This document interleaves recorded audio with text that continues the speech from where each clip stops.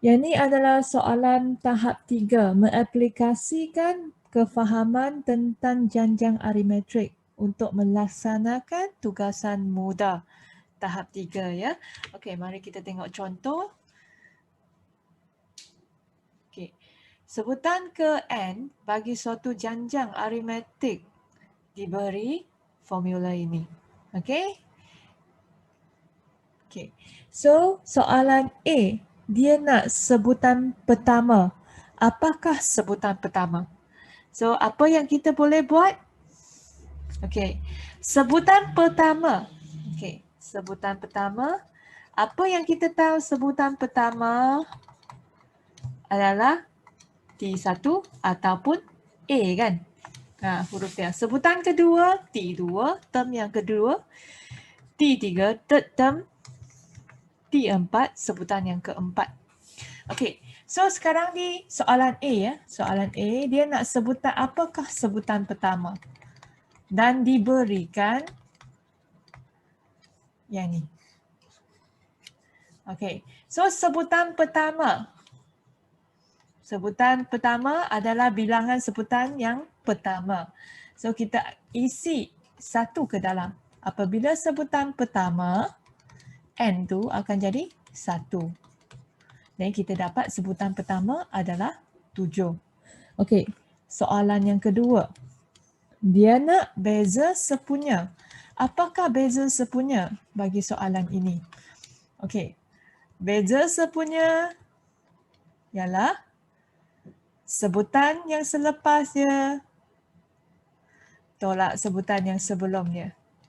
Contohnya, kalau sebutan yang ketiga tolak sebutan yang kedua, kita akan dapat beza sepunya. Ataupun sebutan yang keempat tolak dengan sebutan yang ketiga, kita dapat beza sepunya.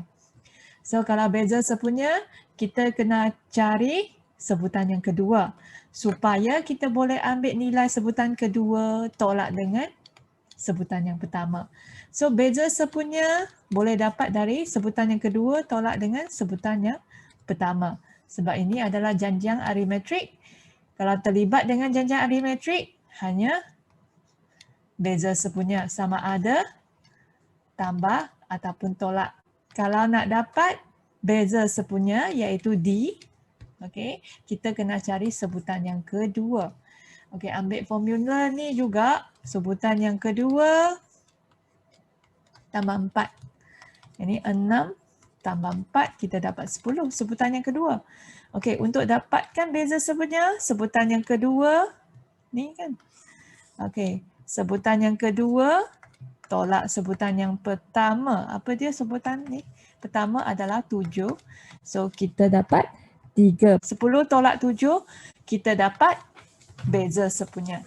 Sebutan yang kedua tolak sebutan yang pertama, kita dapat beza sepunya. Okey? Okey. Okey, seterusnya ada soalan ni. So kita ada jujukan ni. Okey, dan dia bagi tahu ini adalah arimetrik. Kalau arimetrik kita terlibat dengan A dengan D.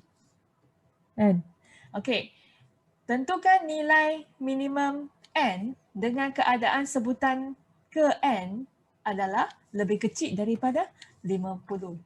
So sebutan ke n lebih kecil daripada 50. Okey. Boleh? Okey. So kita kena cari A dengan D. A dia kita tahu ialah 213. D dia kita kena carilah kan. Okey, D ialah sebutan yang kedua tolak sebutan pertama.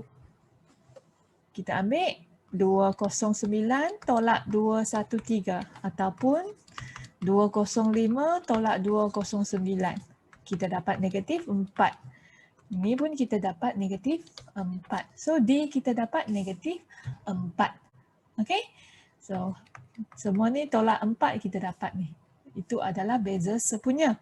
Okey, dia nak tentu nilai minimum bagi n dengan keadaannya bilangan sebutan ke n tu kurang daripada 50.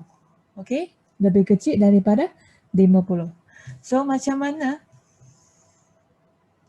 kita guna ni? Kita ada formula kan? Formula A tambah N tolak D. Okay, A tambah ni. Dapat kan ni? Okay, so yang ni formula. Kita ganti ke dalam sini. A tambah N tolak 1D. Okay, kurang daripada 50. Di sini kita ada A, di sini kita ada D. So A adalah 213, N kita tak tahu lagi, D kita tahulah negatif 4. Kurang daripada 50. So N tolak 1. Okay, kita dapat ni.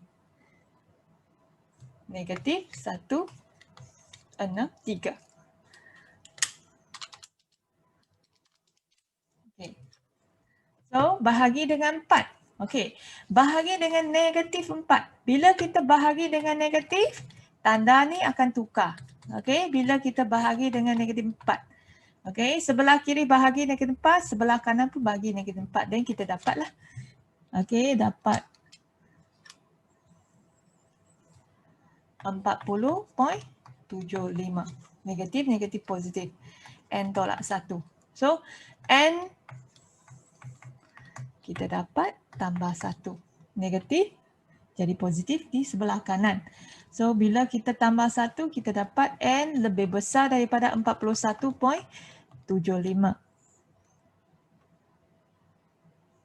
So, dia mesti lebih besar dari 41. So, N ni, okay, N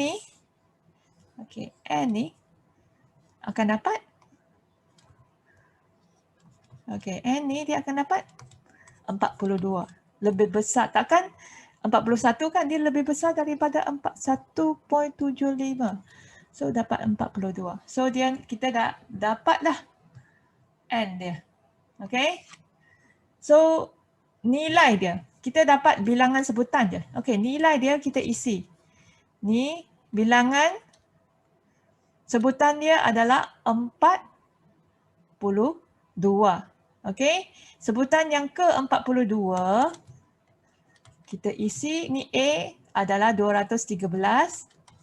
42 tolak 1 darab dengan negatif D. Kita ambil formula ni juga untuk dapat nilai dia. So dengan calculation kita dapat 49. Okey, dapat 49. Boleh kita dapat bilangan sebutan, kita dapat nilai dia. Setakat ni okey ke? Nampak tak? Dua-dua pun kita guna formula ini. Okey, so sekarang ni cikgu bagi masa 15 minit cukup tak? Okey, 15 minit untuk selesai exercise 4. 20 minit lah. Kita jumpa selepas 20 minit. So sekarang ni kamu cuba buat ya soalan exercise 4. Okey ke? 17 orang je. Okey. Okey ya? Dengar ke suara saya? Okey. Baru. Okey. Okey. Okey, saya bagi 20 minit.